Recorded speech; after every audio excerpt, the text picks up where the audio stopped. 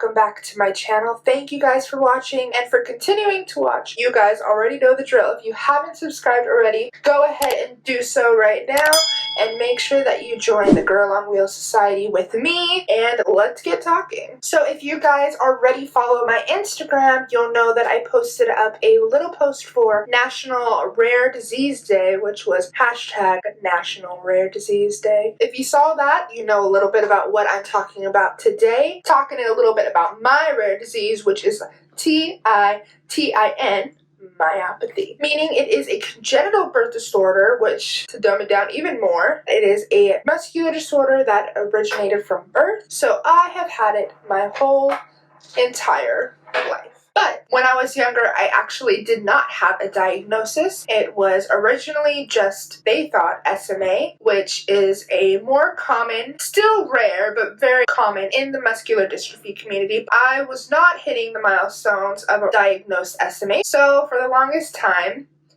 I didn't know what I was. They just said that I had congenital myopathy, meaning I have a disability from birth.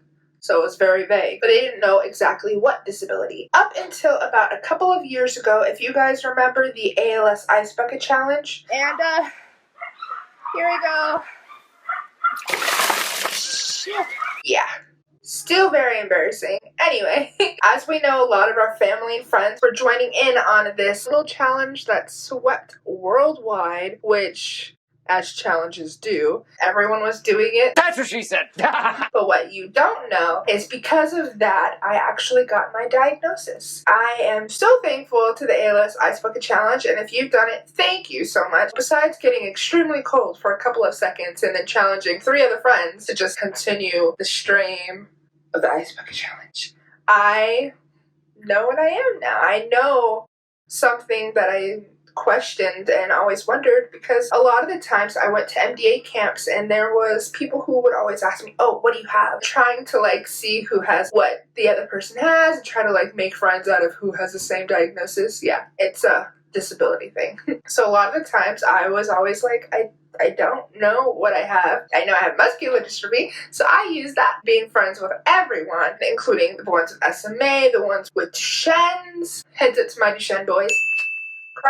Cradle tooth? Something with tooth in it. I'll look it up and I'll put it right down there. Sorry, Sarah Abby. Taco. You know who you are. But I was able to be friends with everyone because I'm like, yeah, I have muscular dystrophy. I have everything. Well, not really, but you get what I'm trying to do here. Anyway, so I didn't have a diagnosis up until the summer after the ALS Ice Bucket Challenge. I got a call to come and do some genetic testing. I was a candidate for this new genetic line or mutation that they found through research caused by the funding of the ALS Ice Bucket Challenge that they thought I was very similar to. So they wanted to call me in, take some blood work done, which is fun. The fact that they can figure out complex genetic structure through just blood is ridiculous to me, and so showing of our time and the tech and the new advancements that we're making. Because when I was younger, to figure out what I had to do muscle biopsies, which were surgical and painful, and luckily I was very young, so I don't remember very much that. I just got to go and do some blood work, and after all of that, I figured out I have Titin myopathy, which is the missing piece in my life. It's a huge piece that I never knew about. I always knew I had something, obviously. You already know, you're different, but you just don't know what caused it. Well, now I do. So Titin myopathy, come to find out, is a big protein that is probably the largest protein in our body, meaning that it is the elasticity and movement of muscle, and it's the form of muscle. So for us to be able to move or do anything, you need it. So because of technology and being able to figure out gene splicing, codes that are so buried in our DNA, they were able to figure out what I have, and I am so thankful for that because it's been a long time coming. And because it was National Rare Disease Day, my disease is very rare. The only other person that I knew of that was like me was my sister. She went through all the steps before I did, so I looked to her when I was going through muscle loss and fatigue and just feeling the aches and pains that come with this disability. She was my textbook. Because of her, I was able to stay strong in who I was and to always be confident in who I was. So this girl does not lack confidence, that's for sure. Let me tell you that. Well, we'll talk about that in another video, but I think confidence is definitely a big aspect of pushing through disability. So we'll talk later. So, because of the ALS Ice Bucket Challenge, I finally knew, after all these years going through huge parts of my life where I was questioning, why is this happening? What is it that makes this part of me, me? Like, I just want a name. Titin Myopathy. Which is still a stranger to me, but I'm getting to introduce myself to it officially, just taking it one day at a time.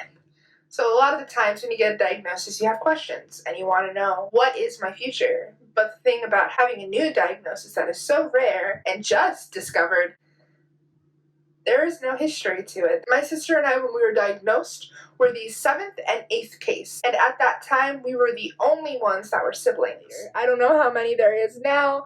I know that this variant of disability, it was caused by 2 genetic mutations that came together to make a little old me. One coming from my mom and one coming from my dad.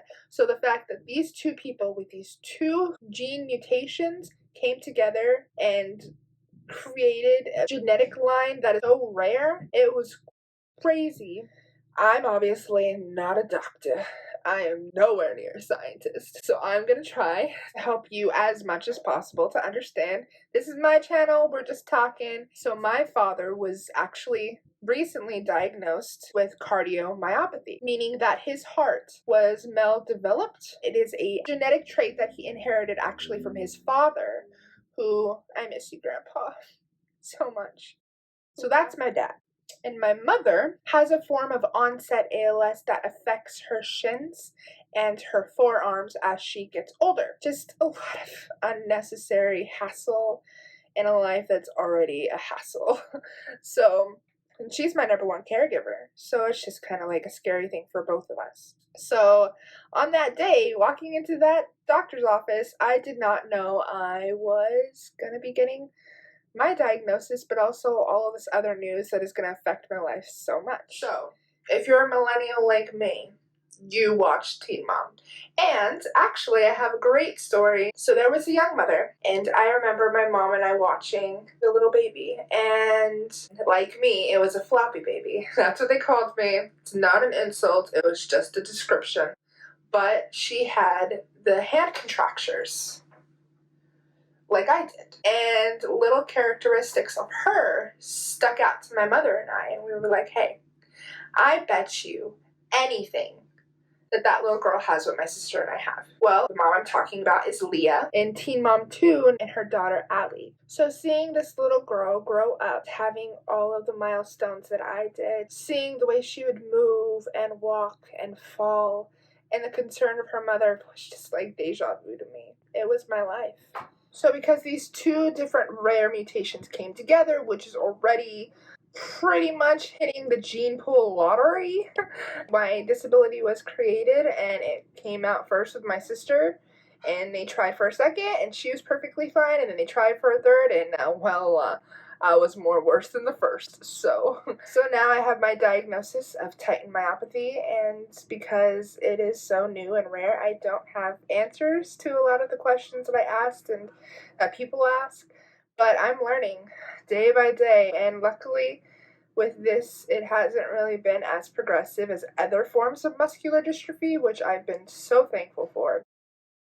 So it's just a part of who I am, and now I have a name, which is nice. So that's a little bit about my rare disease. So yeah, Rare Disease Day hits home for me, that's for sure, because mine is very rare.